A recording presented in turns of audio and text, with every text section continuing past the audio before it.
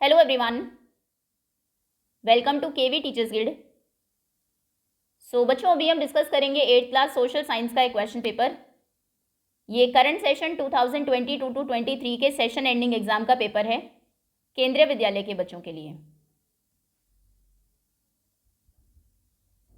और सबसे पहले है section A, multiple choice questions.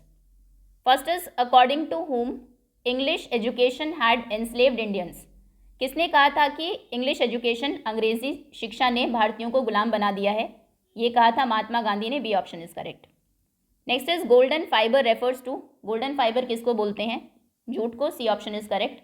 उसका जो शाइनी ब्राउन कलर है उसकी वजह से।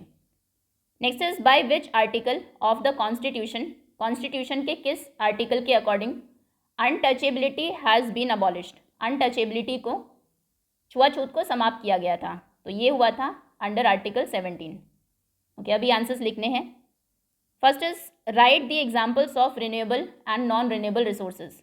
रिन्यूएबल और नॉन रिन्यूएबल रिसोर्सेज के नाम लिखने हैं। सो रिन्यूएबल जैसे water and solar energy, wind and soil, grass, trees, okay etcetera. Non renewable में होगा coal and oil, natural gas, और जो मिनरल्स हैं steel, aluminium, okay etcetera. Next is which are the main factors which influence the location of an industry. एक industry कहाँ पर located होगी, कौन से फैक्टर्स इसको इन्फ्लुएंस करते हैं?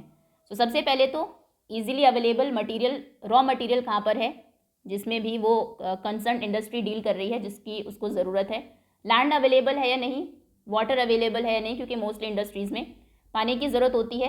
इलेक्ट्रिसिटी, पावर की अवेलेबिलिटी, कैपिटल कितनी है हमारे पास, ट्रांसपोर्ट फैसिलिटी है या नहीं, हमारा जो फाइनल प्रोडक्ट है उसको मार्केट तक पहुंचाने के लिए, प्लस मार्केट अवेलेबल है या नहीं आसपास में। So factors affecting location of industry are the availability of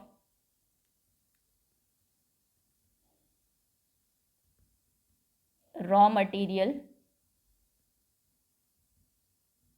and capital, land, water, power and transport facilities and market. Okay, next is sixth question. How is the system of education in earlier पाठशालास different from that of schools established during British rule? Earlier जो पाठशालास थी उनमें system of education कैसे different था Britishers ने जो schools, modern schools establish किए उनसे? So earlier पाठशालास में बहुत ही फ्लेक्सिबल सिस्टम था एजुकेशन का। मॉडर्न स्कूल के जैसे वहाँ पर कोई फिक्स्ड फीस नहीं होती थी, बुक्स नहीं थी, प्रिंटेड बुक्स, सेपरेट बिल्डिंग नहीं थी स्कूल के लिए, बेंचेस चेयर्स नहीं होते थे बच्चों के लिए, सेपरेट क्लासेस नहीं थी, सभी क्लास के बच्चे, सभी एज ग्रुप के बच्चे एक साथ मिलकर ही पढ़ते थे। कोई अटेंडेंस रजिस्टर नहीं था, रोल कॉल रजिस्टर नहीं थे, और रेगुलर एग्जामिनेशन नहीं होते थे, कोई टाइम टेबल नहीं था। तो the pathshalas had, the earlier pathshalas had flexible education, flexible system of education.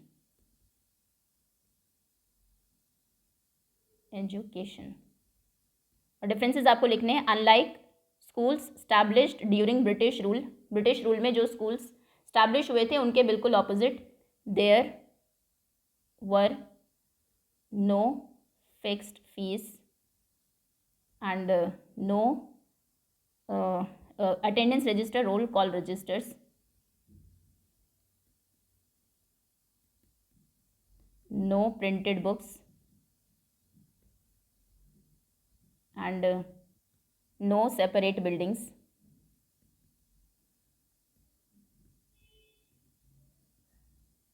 no separate classes, also no regular examination,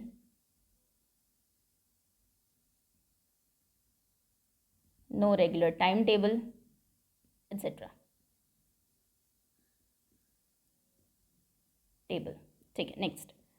next is what was the name of the book of Jyotirao Phule. Jyotirao Phule की book का क्या नाम था? Gulamgiri. And to whom did he dedicate it, उन्होंने ये book किनको dedicate की थी? ये बुक उन्होंने उन सभी अमेरिकन्स को डेडिकेट की थी जिन्होंने फाइट किया था स्लेव्स को फ्री कराने के लिए, क्योंकि अमेरिका में जैसे स्लेवरी थी उसी तरीके से ब्लैक स्लेव्स वहाँ पर होते थे, उसी तरीके से उन्होंने कंपेयर किया था इंडिया के लोअर कास्ट को उनसे. So he dedicated this book, dedicated his book to all those Americans who had fought to free slaves. Okay. Next is explain any of the following terms. इनमें से किसी भी एक टर्म को explain करिए. First is federalism. Federalism बोलते हैं system of government को जिसमें पावर का डिस्ट्रीब्यूशन होता है, पावर को डिवाइड किया जाता है सेंट्रल अथॉरिटी में और डिफरेंट कॉन्स्टिट्यूएंट यूनिट्स हैं कंट्री की, जैसे स्टेट में. फेडरलिज्म में हमेशा 2 या उससे ज़्यादा लेवल पर गवर्नमेंट चलती है, जैसे इंडिया में 3 लेवल्स पर है, सेंट्रल गवर्नमेंट, स्टेट गवर्नमेंट और एक है लोकल गवर्नमेंट. तो इंडिया को हम फेडरेशन बोलते हैं और इसमें जितने भी लेवल्स पर गवर्नमेंट होती है सभी इंडिपेंडेंट होती है, उनके पास उनके खुद के राइट्स होते हैं, पावर होती है. सो फेडरलिज्म में आप लिखेंगे it is a system of education, sorry it is a system of government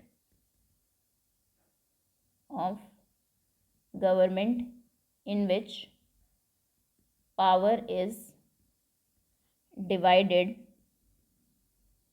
between central authority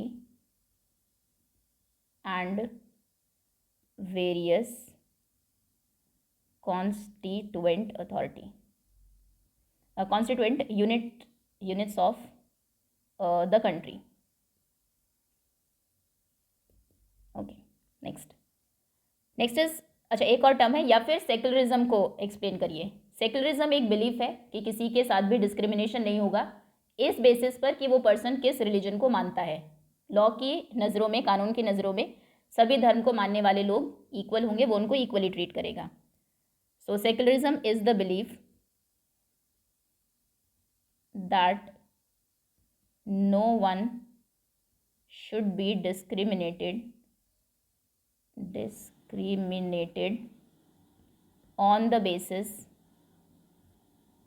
of the religion he or she practices. Okay, next is what do you understand by the term marginalization? Marginalization से आप क्या समझते हैं? इसका मतलब है एक group of people या फिर वो कम्युनिटीज़ जिनको मेजॉरिटी से एक्सक्लूड कर दिया जाता है क्योंकि उनकी लैंग्वेज डिफरेंट है या फिर कस्टम्स डिफरेंट है, रिलीजन डिफरेंट है, किसी भी वजह से उनके साथ डिस्क्रिमिनेशन होता है. So marginalisation when a group of people are excluded from majority because of their language या फिर कास्ट या फिर कस्टम या फिर कलर या फिर रिलीजन, किसी भी वजह से. It is called marginalisation. Okay. Now next is section C, short answer type questions. First is what were the different reasons people had for not sending girls to school? लोगों के पास क्या different reasons थे girls को school ना भेजने के? सबसे पहले तो लोग मानते थे कि गर्ल्स अगर स्कूल जाएगी स्कूल उनके माइंड को पल्यूट कर देगा. दूसरा कि अगर स्कूल जाएंगी तो फिर घर का काम वो नहीं करेगी, डोमेस्टिक ड्यूटीज़ को परफॉर्म नहीं करेगी अच्छे से. और तीसरा उनको लगता था कि स्कूल जाएंगी तो पब्लिक प्लेसेस से उनको होकर जाना पड़ेगा, पब्लिक प्लेसेस से वो गर्ल्स को दूर रखना चाहते थे. 3 मार्क का क्वेश्चन है, 3 रीजंस आप दे देंगे. So first is they thought that education would pollute the minds of girls. Second, they feared that school would prevent them from doing their household या फिर domestic duties.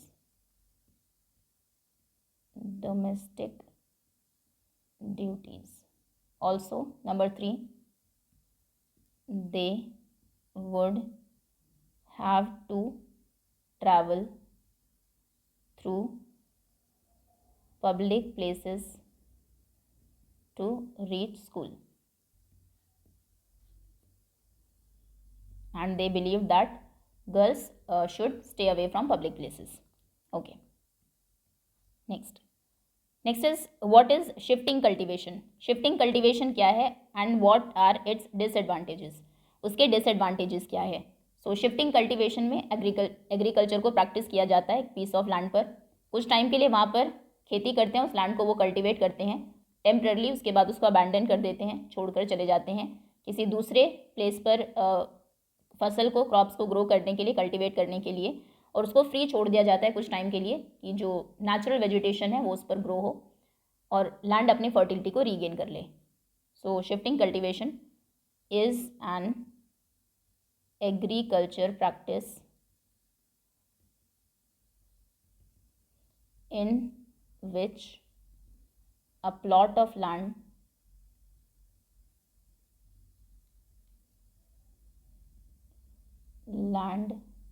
was cultivated. अभी तो नहीं होता है, प्रैक्टिस पॉसिबल भी नहीं है क्योंकि इतनी लैंड ही नहीं है. was cultivated temporarily and is abandoned to allow vegetation to grow freely so that land regain its fertility while the cultivator moves to another plot. Okay, अभी नेक्स्ट है इसके डिसएडवांटेजेस. एक तो डिफॉरेस्टेशन होता है क्योंकि कल्टीवेशन के लिए लैंड को क्लियर किया, लैंड से पर जो ट्रीज़ है पहले उनको क्लियर किया जाता है. देन सॉइल इरोजन होता है. डिसएडवांटेजेस है, first it leads to deforestation and deforestation अगर होगा, वहाँ से पेड़ अगर हट जाएंगे तो सॉइल इरोजन होगा, लीड्स टू सॉइल इरोजन. और इसमें एक और है कि ये ट्रीज़ को जब कट करते हैं या फिर वेजिटेशन जो ग्रो हो गया है उसको कट करते हैं वापस इस लैंड के पीस पर आकर, तो उसको फिर बर्न करते हैं, जला देते हैं, ताकि जो ऐश है उसकी, राख है उसकी, वो मिट्टी में मिल जाए और उसके न्यूट्रिएंट्स को क्वांटिटी को इम्प्रूव करे. सो इससे एयर पोल्यूशन भी होता है बर्न करने से. बर्निंग ट्रीज़ या फिर वेजिटेशन जो ऑलरेडी ग्रो हो चुकी है वहाँ पर, कॉजेज़ एयर पोल्यूशन. और दूसरा पॉसिबल नहीं है ये अभी के टाइम में, ये भी एक डिसएडवांटेज है. बहुत ज़्यादा लार्ज पॉपुलेशन है और लैंड जो रिसोर्स है वो लिमिटेड है. Not possible in modern times. Okay. Next is who are Adivasis. Adivasis कौन है? ये ओरिजिनल इनहैबिटेंट्स हैं या वो कम्युनिटीज़ हैं जो बहुत पहले से ही फॉरेस्ट या फिर उसके आसपास रह रही हैं. And name any 2 states where Adivasis are in great numbers. Okay, first who are Adivasis. So Adivasis means original inhabitants and or people or communities who lived and often continue to live, अभी भी रह रहे हैं, continue to live in or close to forest. अभी तो mostly forest reserved है तो अभी उनके आसपास ही रहते हैं. एंड 2 states जहाँ पर आदिवासी ग्रेट नंबर्स में मिलेंगे, Andhra Pradesh, Jharkhand and Orissa. Okay, next is why are most of the private hospitals and private schools located in major cities and not in towns और रूरल एरियाज़। ज़्यादातर जो प्राइवेट हॉस्पिटल्स हैं, प्राइवेट स्कूल्स हैं, वो मेजर सिटीज़ में क्यों होते हैं, टाउन या रूरल एरियाज़ में क्यों नहीं होते?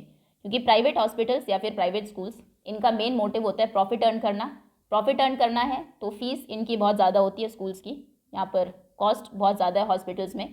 तो जो रिच और एम्बिशियस लोग हैं वही इनको अफोर्ड कर पाएंगे, वो क्योंकि जो बिग सिटीज़ हैं, मेट्रो सिटीज़ हैं, उनमें रहते हैं, तो इसलिए ये टाउन्स और रूरल एरियाज़ में नहीं होते। तो आंसर आप लिखेंगे the rich and ambitious people who can afford to their high costs live more in major cities than in towns or rural areas. So that is why the private hospitals and private schools are mostly located in major cities and not in towns or rural areas. Next is, do you think the distribution of public facilities in our country is adequate and fair? क्या आप सोचते हैं कि जो public facilities है हमारी country में वो एडिक्वेट और फेयर है? बिल्कुल भी ऐसा नहीं है, बहुत अनइवन डिस्ट्रीब्यूशन है, और रीज़न भी आपको देना है to explain your answer. So answer is no, the distribution of public facilities in our country is neither adequate nor fair. ना तो काफ़ी है वो, मतलब क्वांटिटी में, और ना ही फेयर डिस्ट्रीब्यूशन है। जो बिग सिटीज़ हैं, मेट्रो सिटीज़ हैं लाइक दिल्ली, मुंबई, यहाँ पर मोस्टली पब्लिक फैसिलिटीज़ है, जैसे अच्छी हेल्थ केयर है, सैनिटेशन अच्छा है, वाटर अवेलेबिलिटी है, इलेक्ट्रिसिटी 24/7 मिल जाएगी, अच्छे स्कूल्स हैं, कॉलेजेस हैं, पब्लिक ट्रांसपोर्ट है। जबकि जो दूसरे प्लेसेस हैं जो इन सिटीज़ से थोड़ा दूर है, स्मॉल टाउन्स हैं, विलेजेस हैं, वहाँ पर बहुत शॉर्टेज है इन सभी फैसिलिटीज़ की। पब्लिक ट्रांसपोर्ट अवेलेबल नहीं है, इलेक्ट्रिसिटी कट ऑफ होता रहता है, वाटर शॉर्टेज है, और जो रोड्स हैं वो प्रॉपरली कनेक्टेड नहीं है टाउन से। ओके, ठीक है, हेल्थ फैसिलिटीज़ नहीं है। तो ये कुछ एक चीज़ें आप लिख देंगे, इसको एक्सप्लेन करना होगा। सो ठीक है, फॉर एग्ज़ाम्पल पहले तो ये कि डिस्ट्रीब्यूशन एडिक्वेट और फेयर नहीं है। I'll give reasons to explain your answer. So, in major cities like Delhi and Mumbai, people avail all public facilities. फिर कुछ एग्जांपल्स दे देंगे आप, facilities, TIAs, like proper health care, schools, water, electricity, colleges, public transport, etc.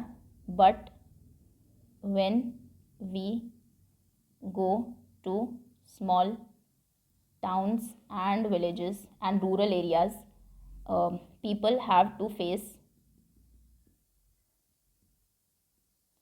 grave crisis या grave shortage crisis for these facilities. And then again वही जो यहाँ पर हमने लिखे थे कि अवेलेबल है मेट्रो सिटीज़ में लोगों के पास, उसका ऑपोजिट लिख देंगे, there is water shortage, electricity cut off are part of normal routine of people who live in these small towns and rural areas, ठीक है, एट्सेट्रा। नेक्स्ट एक्सप्लेन, ठीक है। Next is section D, competency based questions. So paragraph given है, उसके basis पर answer करने हैं। The first English factory was set up on the banks of the river Hooghly in 1651। First factory set up हुई थी Hooghly river के बैंक पर 1651 में। This was the base from which the company traders known at that time as factors operate. ये वो जगह थी जहाँ से कंपनी के जो ट्रेडर्स थे, जिनको फैक्टर्स भी बोलते थे उस टाइम पर, ये ऑपरेट करते थे।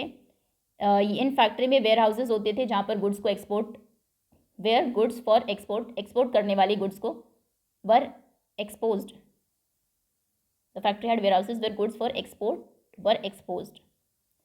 वर्ड स्टोर्ड होगा, स्टोर किया जाता था यहाँ पर गुड्स को, वेयर हाउसेज अगर है तो। एंड इट हैड ऑफिसर्स होते थे कंपनी के जो अक्सर बैठते थे प्लानिंग करते थे, स्ट्रैटेजीज़ बनाते थे। ट्रेड जैसे इनका एक्सपैंड हुआ, बढ़ने लगा, कंपनी ने परसुएड किया अपने मर्चेंट्स और ट्रेडर्स को यहीं पर आकर आसपास सेटल होने के लिए इन फैक्ट्री के। 1696 तक उन्होंने फोर्टिफिकेशन स्टार्ट कर दिया, फोर्ट्स बनाने स्टार्ट कर दिए इन सेटलमेंट के चारों तरफ। 2 साल के बाद इन्होंने ब्राइब किया मुगल ऑफिशियल्स को इनटू गिविंग द कंपनी की कंपनी को ज़मींदारी राइट्स दे दे 3 विलेजेस के। इनमें से एक था कैलीकट जो ग्रो हुआ बाद में सिटी ऑफ कैलकटा में, कोलकाता, जैसे कि अभी आज हम इसको जानते हैं। फिर उन्होंने परसुएट किया मुगल एम्परर औरंगज़ेब को कि इनको इशू करे फरमान granting the company the right to trade duty free, कि कंपनी ट्रेड कर सके ड्यूटी फ्री। ठीक है, क्वेश्चंस देखते हैं। When was the first factory set up on the bank of Hooghly river? Hooghly river के बैंक पर पहली फैक्ट्री कब सेटअप हुई थी? सो इन 1651। 14 एक answer. Next is who were factors? Factors कौन थे? सो जो ट्रेडर्स थे, कंपनी ट्रेडर्स, उनको फैक्टर्स बोला जाता था। Company traders were known as factors. B का answer. Next, why did the company build fort near the settlements? Company ने फोर्ट्स क्यों बिल्ड किए सेटलमेंट के आसपास? क्योंकि अभी ट्रेड एक्सपैंड होने लगा था और कंपनी के जो मर्चेंट्स और ट्रेडर्स थे वो यहीं पर आकर सेटल डाउन होने लगे थे, तो चारों तरफ उन्होंने फोर्टिफिकेशन कर दिया। नेक्स्ट इज कौन से मुगल एम्परर ने इशू किया फरमान टू द कंपनी? तो फरमान इशू किया था औरंगज़ेब ने। नेक्स्ट, ये हिस्ट्री का पैराग्राफ था। नेक्स्ट, वाटर, ये है ज्योग्राफी का। Water vital renewable natural resource है। 3/4 अर्थ का surface is covered with water, पानी से कवर्ड है। It is therefore approximately called the water planet, तो इसलिए अर्थ को हम वाटर प्लानट भी बोलते हैं। It was the primitive oceans that life begin it was in the primitive oceans, पुराने जो ओशंस थे उनमें लाइफ स्टार्ट हुई थी approx 3.5 billion years ago. Even आज भी ओशंस कवर करते हैं 2/3 ऑफ अर्थ सरफेस और सपोर्ट करते हैं रिच वेराइटी ऑफ प्लांट्स और एनिमल्स लाइफ को। ओशन वाटर इज हालांकि जो ओशन का वाटर है वो सलाइन है, सैलिनिटी उसकी हाई है और फिट फॉर ह्यूमन कंजम्पशन नहीं है। Fresh water accounts for only about 2.7% ही सिर्फ फ्रेश वाटर है और इसका भी 70% of this occurs in ice sheets में है, ग्लेशियर्स में है, अंटार्कटिका में, ग्रीनलैंड और माउंटेन रीजन्स में। उनकी लोकेशन की वजह से इनएक्सेसिबल है। सिर्फ 1% फ्रेश वाटर का, वैसे 2.7 है और इसका भी सिर्फ 1% अवेलेबल और फिट फॉर ह्यूमन यूज़ है। इट इज़ फाउंड, ये ग्राउंड वाटर में है पानी जो अवेलेबल है, सरफेस वाटर में, रिवर्स में या लेक्स में है, या फिर वाटर वेपर्स में, एटमॉस्फेयर में। ओके, नेक्स्ट क्वेश्चन है, why earth is called the water planet? Earth को वाटर प्लानट हम क्यों बोलते हैं? Because 3/4 of the earth surface is covered with water, that is why it is called water planet. Next is where did the life begin at the earliest? सबसे पहले life कहाँ पर start हुई थी? तो ओशंस में, in the primitive oceans. Next is what are the sources of fresh water? Fresh water के क्या सोर्सेज हैं? सो फ्रेश वाटर के सोर्सेज हैं ground water, rivers, lakes and water vapour. Why we face water shortage though 3/4 of earth surface is covered with water? 3/4 earth surface water से covered है, फिर भी हम वाटर शॉर्टेज क्यों face करते हैं? क्योंकि most of the water is in ocean and ocean water is saline and not fit for human consumption. The ocean water is our saline, fresh water accounts for only, ठीक है, यही लिखेंगे। Next ये civics से है। Created after independence, the Indian parliament is an expression of the faith that people of India have in principles of democracy. लोगों का जो फेथ था, विश्वास था डेमोक्रेसी के प्रिंसिपल्स में। इंडिपेंडेंस के बाद हमने पार्लियामेंट को क्रिएट किया जो उसका एक एक्सप्रेशन है। These are participation by people in the decision making process and government by consent. Consent से गवर्नमेंट बनती है और लोग इनडायरेक्टली डिसीजन मेकिंग में पार्टिसिपेट करते हैं। Parliament in our system has immense power, parliament में बहुत पावर है बिकॉज ये रिप्रेजेंटेटिव है of the people. Elections to the parliament are held in similar manner as they are for the state legislature. जैसे state legislature में elections होते हैं उसी तरीके से पार्लियामेंट में भी होते हैं। लोकसभा अक्सर यूजुअली इलेक्ट की जाती है हर 5 साल के बाद। कंट्री को डिवाइड किया गया बहुत सारी कॉन्स्टिट्यूएंसीज़ में और हर एक कॉन्स्टिट्यूएंसी से 1 पर्सन इलेक्ट होता है। पार्लियामेंट के लिए the candidates who contest elections usually belong करते हैं डिफरेंट पॉलिटिकल पार्टीज़ को. Okay, now first question is what kind of faith is talked about in the para. इस पैरा में किस फेथ की बात की गई है? फेथ जो लोगों का था in the principles of democracy, the faith that the people of India have in principles of democracy. Next is why Indian constitution is considered very powerful. Indian constitution को इतना पावरफुल क्यों कंसिडर किया जाता है? क्योंकि यहाँ पर पीपल पार्टिसिपेट करते हैं डिसीजन मेकिंग में, because there are participation by people in the decision making process and government बनती है by consent. Next is Lok Sabha is elected for how many years? For 5 years. Why are countries divided into constituencies. Country को constituencies में क्यों divide किया गया है? For the purpose of constituting the Lok Sabha. Okay, next. ठीक है, अभी लॉन्ग आंसर टाइप क्वेश्चन हैं. First is write the various forms that non cooperation movement took place in different parts of India. Different parts of India में किस तरीके से non cooperation movement की various forms आपको बतानी है. And also how did people understand Gandhi ji. लोगों ने गांधी जी के बारे में लोग क्या सोचते थे, क्या समझते थे. तो सबसे पहले जो मेन था खेड़ा में नॉन कॉपरेशन की, उसमें अगर हमें बताना है, खेड़ा इन गुजरात, वहाँ पर जो पाटीदार्स थे गुजरात वेयर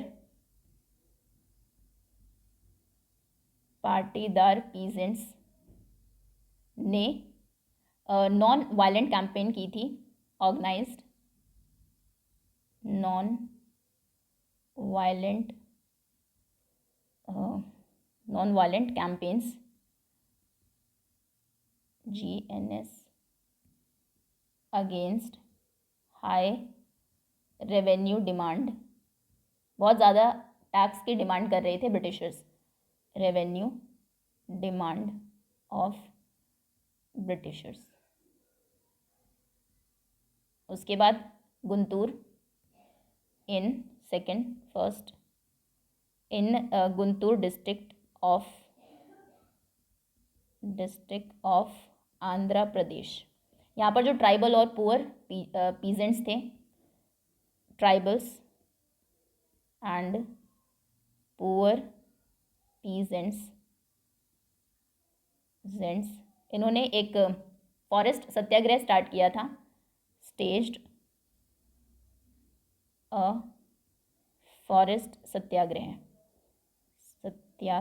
जो नॉन कॉपरेशन का पार्ट है. नॉन कॉपरेशन यानी कि जो ब्रिटिशर्स ने पॉलिसीज़ बनाई हैं हम उनको नहीं मानेंगे, ब्रिटिशर्स के साथ कॉपरेट नहीं करेंगे, सत्याग्रह. तो इसमें इन्होंने क्या किया था, ये अपने कैटल को कई बार फॉरेस्ट में भेज देते थे बिना ग्रेजिंग फी को पे किए.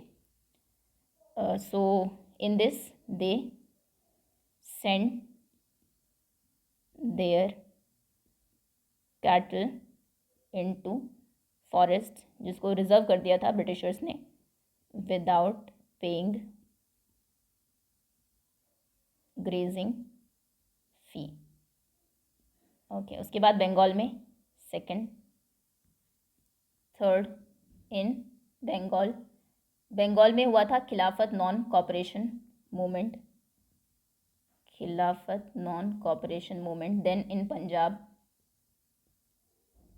पंजाब में जो अकाली एजिटेशन था ऑफ द सिक्स, उन्होंने रिमूव करना चाहा करप्ट महंत्स को जो सपोर्ट करते थे ब्रिटिशर्स को, और ये पंजाब में गुरुद्वाराज में रहते थे महंत्स. सो 6 tried to remove mahants.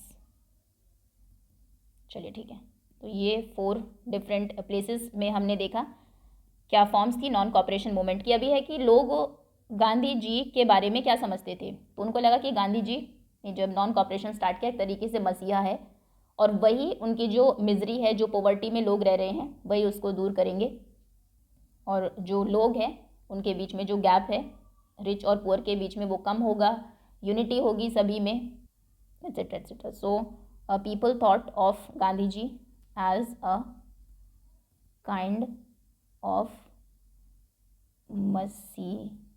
Masiha who could help them overcome their misery and poverty. Okay,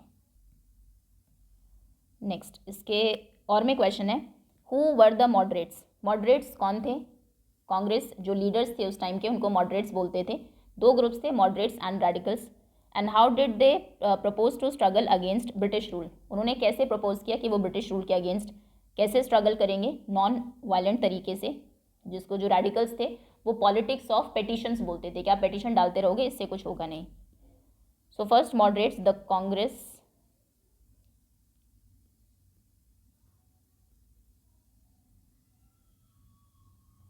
leaders of that period were called moderates, and they proposed to struggle against British rule in non-violent manner. Okay. Next is write the factors affecting distribution of population. कौन कौन से factors affect करते हैं distribution of population को? मतलब कौन सा area ज़्यादा पॉपुलस होगा, कहाँ पर ज़्यादा लोग रहेंगे, कहाँ पर कम लोग रहेंगे. तो सबसे पहला फैक्टर है लैंड फॉर्म्स. इसको थोड़ा सा आपको एक्सप्लेन भी करना होगा. लैंड फॉर्म्स में जो फ्लैट लैंड होती है, फ्लैट टेरेन होता है, टोपोग्राफी होती है, वो क्योंकि बहुत सारी एक्टिविटीज़ के लिए सूटेबल है. हाउसेज बनाना वहाँ पर आसान है, एग्रीकल्चर करना आसान है, इंडस्ट्री डेवलप हो सकती है, ट्रांसपोर्टेशन फैसिलिटीज़ अच्छी होती है. ऐसे प्लेसेस ज़्यादा पॉपुलस होते हैं, पॉपुलेटेड होते हैं, ज़्यादा लोग वहाँ पर रहते हैं. और जहाँ पर ये चीज़ें नहीं होगी वो वहाँ पर लेस कंसंट्रेशन ऑफ पॉपुलेशन होगा. दूसरा फैक्टर जो अफेक्ट करता है डिस्ट्रीब्यूशन ऑफ पॉपुलेशन को इज़ क्लाइमेट. जो बहुत ज़्यादा हॉट या कोल्ड रीजन्स होते हैं वो कम पॉपुलेटेड होते हैं. जहाँ पर मॉडरेट क्लाइमेट होता है, रेनफॉल मॉडरेट होती है, वो ज़्यादा पॉपुलेटेड होते हैं. Third is soil. सॉइल अगर फर्टाइल होगी तो एग्रीकल्चर के लिए अच्छी है, जिसमें मोस्ट ऑफ द पॉपुलेशन क्योंकि इंगेज्ड है, तो इसलिए फर्टाइल सॉइल वाले जो रीजन्स हैं वो ज़्यादा पॉपुलेटेड होते हैं. Next availability of water. Water क्योंकि बहुत एसेंशियल है, तो जहाँ इजीली अवेलेबल है सेम वहाँ पर ज़्यादा पॉपुलेशन होगी, otherwise come. And resources, availability of resources कि नेचुरल रिसोर्सेज मिनरल्स जहाँ पर मिलते हैं वहाँ पर कंसंट्रेशन हो जाता है पॉपुलेशन का. एंड कुछ नॉन फिजिकल, ये तो फिजिकल फैक्टर्स हैं, कुछ नॉन फिजिकल फैक्टर्स भी हैं, जैसे कि availability of education and health care facilities. वैसे 5 मार्क का ही क्वेश्चन है, 5 फैक्टर्स काफ़ी होंगे. अवेलेबिलिटी ऑफ एजुकेशन फैसिलिटीज़ कहाँ पर अच्छी है, हेल्थ केयर फैसिलिटीज़ कहाँ पर अच्छी है, स्टैंडर्ड ऑफ लिविंग कहाँ पर अच्छा है, एंड हेल्थ केयर फैसिलिटीज़. दूसरा इंडस्ट्रियलाइजेशन. इंडस्ट्रीज़ जहाँ पर हो वो प्लेसेस भी अट्रैक्ट करते हैं पॉपुलेशन को, मतलब क्योंकि एम्प्लॉयमेंट अपॉर्चुनिटीज़ जनरेट करते हैं. सो एम्प्लॉयमेंट अपॉर्चुनिटीज़ ही लिख दीजिए. एम्प्लॉयमेंट अपॉर्चुनिटीज़ जहाँ पर ज़्यादा होंगी वहाँ पर ज़्यादा लोग होंगे कंपैरेटिवली अपॉर्चुनिटीज़. ओके, नेक्स्ट इसके और में क्वेश्चन है, what are population pyramids? Population pyramids क्या है? ये एक ग्राफ के फॉर्म में ग्राफिकल रिप्रेजेंटेशन है, इलस्ट्रेशन है, जिसमें हम पॉपुलेशन कॉम्पोजिशन क्या है कंट्री की उसको रीड करते हैं. मतलब मेल फीमेल कितने हैं, और मेल फीमेल में भी उनके एज ग्रुप्स के साथ 3 एज ग्रुप्स में इसमें डिवाइड किया जाता है. चिल्ड्रन, यंग एडोलेसेंट्स और फिर ओल्ड नॉन वर्किंग जो पॉपुलेशन है.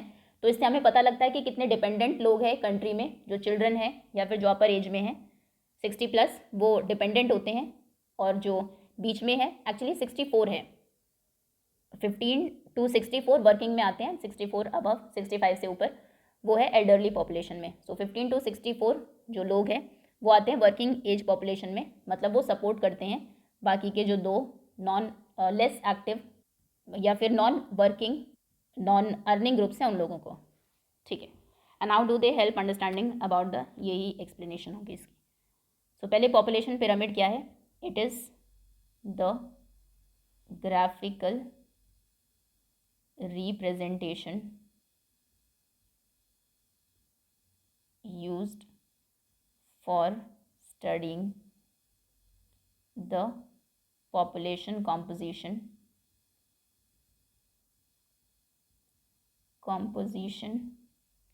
of a country. And how do they help in understanding about the population of a country? It shows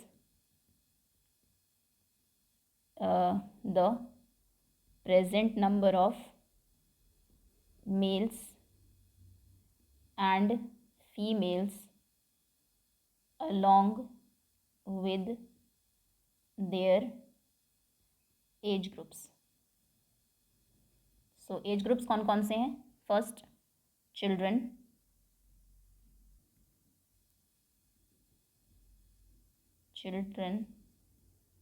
less 15 से कम एज के जितने भी होंगे. उसके बाद आते हैं working class, working age population 15 to 64, between 15 and 64. And then उसके बाद elderly population, above 64, above 65 and above. Okay, तो किसी कंट्री में कैसे आपको पता लगेगा अगर एल्डरली और चिल्ड्रन ज़्यादा है? अच्छा, इसमें उसका कॉन्सेप्ट भी डाल सकते हैं डिपेंडेंट्स का, the number of dependent children और एल्डरली पॉपुलेशन और economically active individuals, working age population. इससे हम फाइंड आउट कर सकते हैं. So this age distribution of people tells us about number of dependents and economically active individuals present in the population. ठीक है. next is what are the advantages to foreign companies in setting up production in India? India में production को setup करने में foreign companies को क्या advantages हैं? सबसे पहले तो लेबर चीप अवेलेबल है यहाँ पर. फर्स्ट इज अवेलेबिलिटी ऑफ, या फिर foreign companies get cheap labour. दूसरा, ये कॉस्ट यहाँ पर कट कर सकते हैं, नंबर ऑफ वर्किंग आवर्स को बढ़ा सकते हैं क्योंकि अनएम्प्लॉयमेंट बहुत ज़्यादा है तो लोग कम पैसे में भी बहुत ज़्यादा लंबे टाइम के लिए काम करने को तैयार हो जाते हैं. So second, lower working conditions and lower safety measures are used as ways to cut cost, plus higher number of working hours,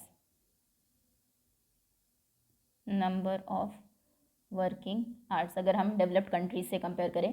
plus कोई एडिशनल एक्सपेंसेस ये लोग जो फॉरेन कंपनीज़ हैं इंडिया में, इनको कोई एक्स्ट्रा खर्च नहीं करना पड़ता एम्प्लॉयज़ के ऊपर, जैसे कोई हाउसिंग फैसिलिटीज़ नहीं देनी होती हैं. Number 3, additional expenses like housing facilities for workers is also cheaper, are also cheaper. ठीक है. और अवेलेबिलिटी ऑफ रिसोर्सेज भी है इंडिया में, रिसोर्सेज इजीली अवेलेबल हो जाते हैं. मार्केट अच्छी है, availability LITY of resources, raw material यहीं से मिल जाता है. एंड लार्ज मार्केट क्योंकि पॉपुलेशन बहुत ज़्यादा है. ओके, सभी पॉइंट्स को थोड़ा थोड़ा एक्सप्लेन कर देंगे. ठीक है. Next, section F, map based work on the outline map of India. Locate and label any 3 from the following. Delhi, Meerut, Lucknow, Jhansi, तीनों यूपी के ही प्लेसेस हैं. एंड दिल्ली. सो ये है दिल्ली, यहीं पर होगा मेरठ, यहाँ नीचे साउथ में झांसी और सेंटर में capital Lucknow. Okay. Next is on the outline map of world, locate and label the following. India, Japan and south America. So India, Japan and south America.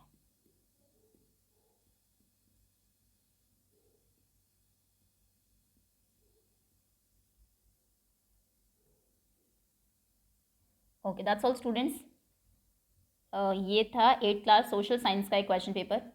Thank you so much for watching.